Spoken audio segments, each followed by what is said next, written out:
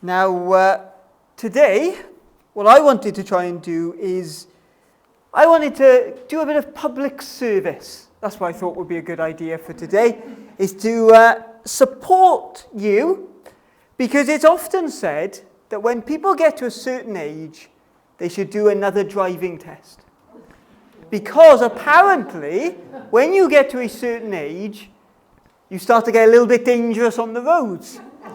And some of you here would have driven. Some of you might have driven unsafely. Some of you might have been praying a lot in a car that somebody would drive safer, if you were a passenger. So what I really want us to do is I want us to test our abilities of how well we know road signs. Because when you are in your car, traveling at a long, quite a quick distance, I want to test to make sure you understand what the rules of the road are. And so I want to test you in some of your road signs. But I also want us to think about this journey that we partake and how it relates to the journey of life. Life is a journey, isn't it?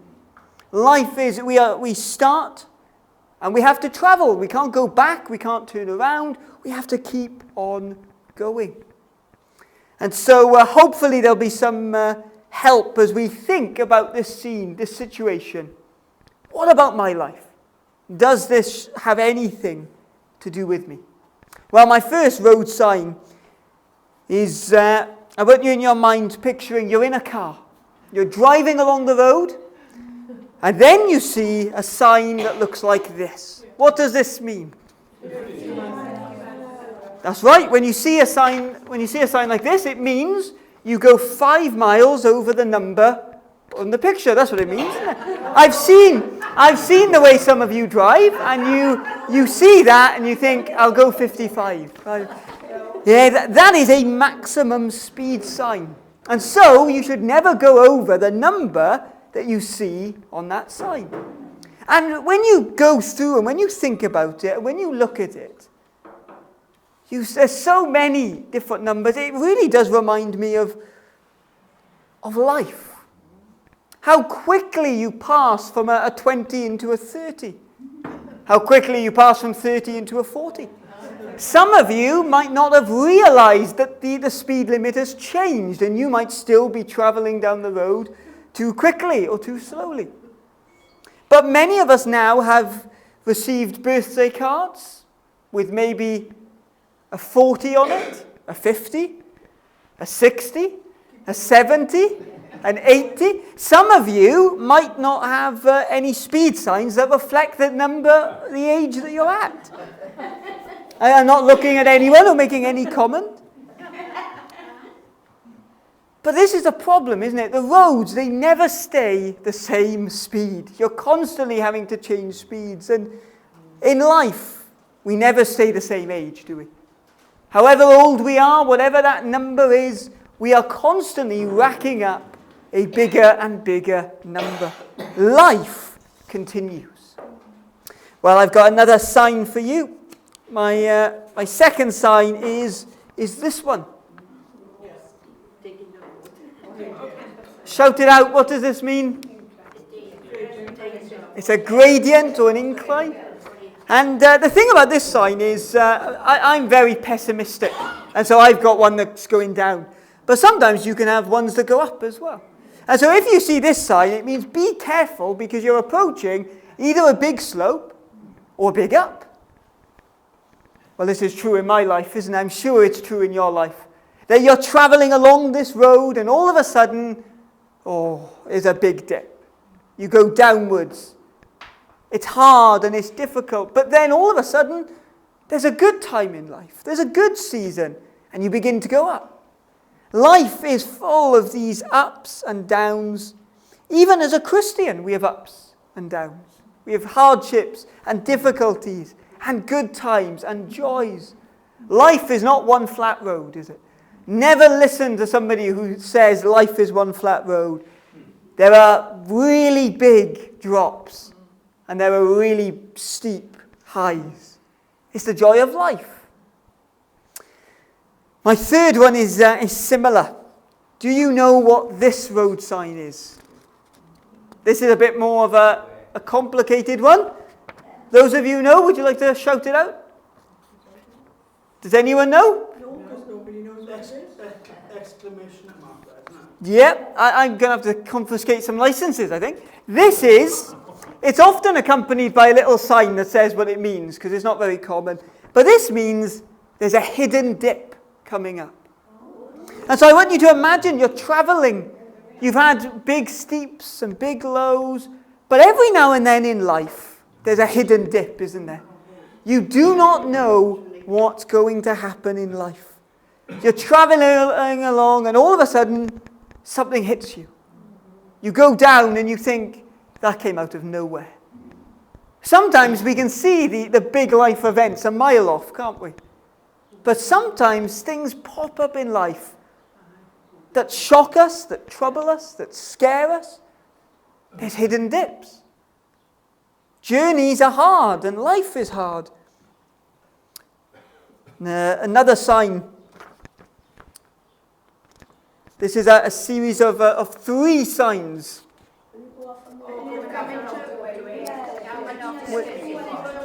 There we go. This is a sign that you are coming to the end of a junction. So you're coming to the end of a junction. And these set of signs have got a really interesting name, which I didn't know until I started researching. It's called a countdown. You start off with the 3, you've got the 2, you've got the 1. And so it's a reminder that we're counting down, aren't we? The journey that we're traveling on, keeping your head that car, that journey that we're heading on, we're heading to a destination. We're going somewhere. But there's a countdown. We're not going to be traveling forever. That number is rattling and getting higher and higher. We're not going to keep on forever, are we? And so it's a reminder in the road sign that there's an end point. That there's a countdown.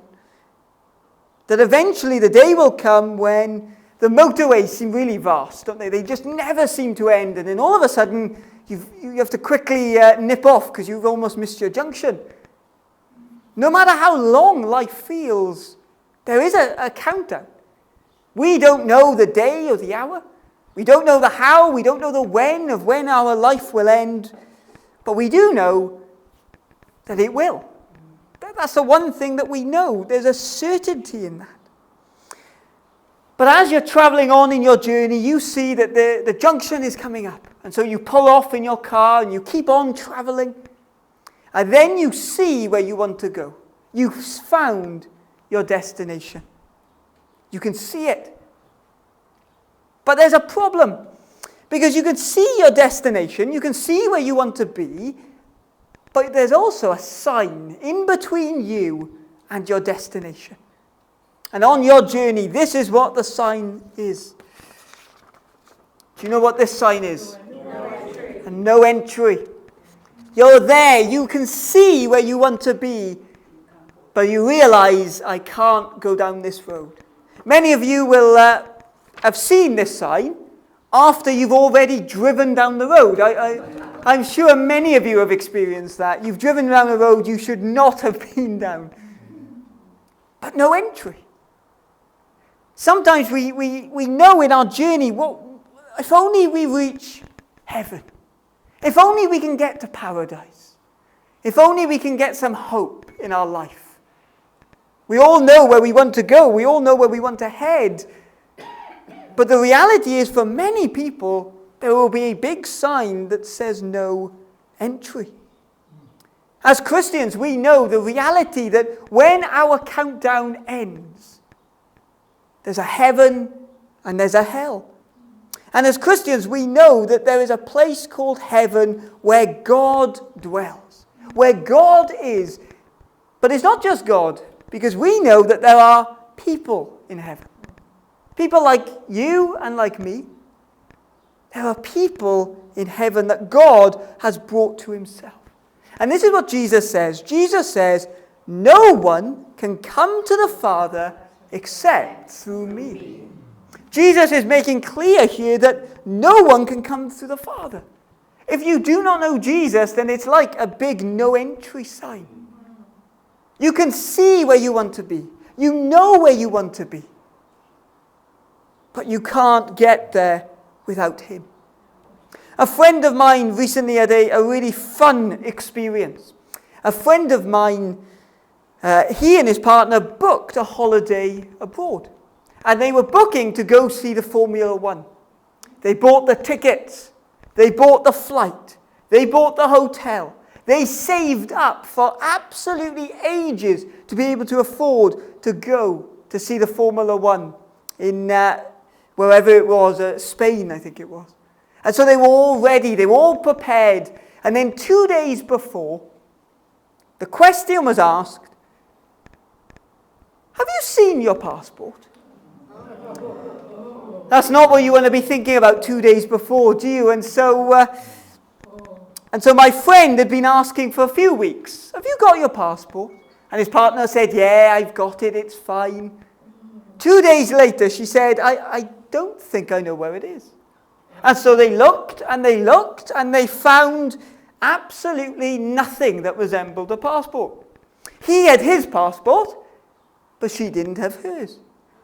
And so what they had to do in the end was, after much arguing and debating, they didn't go. There was no way for them to get into the country. They had the tickets, they had the flights booked, they had all of these plans in their head of what they were going to do when they got there. But without a passport, they had no entrance into where they wanted to be. In many ways, friends, this is a real picture, isn't it? It's sad for them because they missed out on a holiday. It's good for me because it's a really good illustration.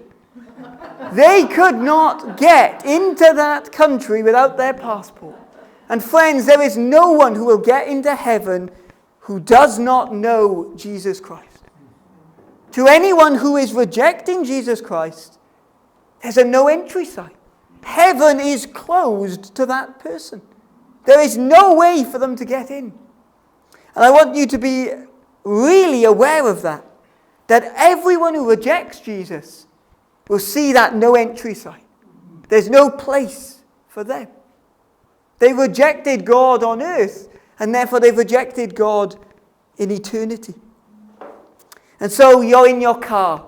You know where you want to go. You see the no entry sign. However, you see another sign. In the dark, in the despair, in the gloom, you look up and you see this. You see a one-way sign. You see in the midst that there is a sign that says you cannot enter. You cannot go. You cannot get to your destination this way. And then you see, but I can go this way. There is one way to get to where I need to be. Friends, I want to remind you that there is one way you can get to heaven. In the verse I quoted earlier, Jesus said, I am the way, the truth, and the life. And no one comes to the Father except through me. Jesus says that there's one way to heaven. And this is great because there's not 1,000 ways. There's not 2 ways. There's not 5 ways. There's not 0 ways. The way to find forgiveness is clear. It's Jesus. There is a way that we can be forgiven. And I stand here, and it's my job in the church really to say this. I stand here with great confidence to tell you that there is a way to get to God. There is a way to get to heaven. There is a way to be forgiven of all the things that you've ever done wrong. There is a way to heaven. And some of you might be watching online and you might think, but you don't know my life. Others of you in the room might be thinking, well, you know me, but you don't know my deepest thought. You don't know the worst things I've done. You don't know what I'm capable of. You don't know my past. And the one thing I want to say there is that Jesus says, I am the way. Jesus doesn't say, I am the way if you've been really good. Jesus doesn't say, I am the way if you've followed all of the rules and kept all the 10 commandments. Jesus says, I am the way. He is the only way that we can get to heaven. I don't know the ins and outs of your life, but I know what God has done for me. I know the mistakes that I have made in my life. And I know for me that I am trusting in Jesus as the only way for forgiveness, for heaven. I know throughout the Bible that criminals trusted in Jesus. I know through the Bible that one man called Paul, who pulled and dragged Christians out of their homes and put them in prison for being Christians, came to know that Jesus was the only way. And if Jesus would forgive someone like that, someone who persecuted Christians, someone who imprisoned people for believing in Jesus, surely then Jesus is the way for all of us to follow. Amen. However narrow your road might be, however bruised or battered you are through the journey of life, there is a way back to God through Jesus and Jesus alone. And my final road sign. If you cannot understand this road sign, you should not be on a pavement, let alone a road. I hope that everybody understands what my last road sign is. But this is a real warning. Because you're sitting in your car, you've had the journey of life. You're looking at the no entry sign. You look and you see that there is a one way to get where I want to go. But I want to suggest this, that you are in no better position having seen the one-way sign. That's what I want to suggest. I want to suggest that you might know the truth about Jesus Christ. You might have heard, you've just heard it today, that Jesus is the one way to get to God. You might have heard that, but you are in no better position. My final sign simply reminds us that it's not enough to know the right way to go. Eventually, you have to go the right way. All of you knew what that sign meant. That's really good. But I think it's a really important point. We often say Jesus is the only way. Brilliant, fabulous. I can be forgiven if I trust in Jesus. But have you actually been to Jesus? Have you gone to him? Have you followed him? Have you trusted in him? Friends, it is incredibly sad when people who know the truth, that there is one way to heaven, they know it, and yet they did not go down that way. They sat at the no entry sign, hoping it'll change, hoping that they themselves can provide a solution to get to the destination. And they sit there and they wait, and that countdown continues to tick and to tick. Friends, Jesus is the only way to God. And what is encouraging is that Jesus calls for us to come to him. All you who are weary and heavy laden, come to me and I will give you rest. The Almighty God who came down to this earth, who died to bring us forgiveness, he says, come to me. No matter what you've done wrong, no matter what your mistakes are, come to him. It's not enough just to know about Jesus. You have to go to him as well. Isn't that wonderful? That as we live our lives, there is one way that we can get to heaven. I wonder today, have you gone to Jesus? There's nowhere else to turn, nowhere else to go. Turn to Jesus.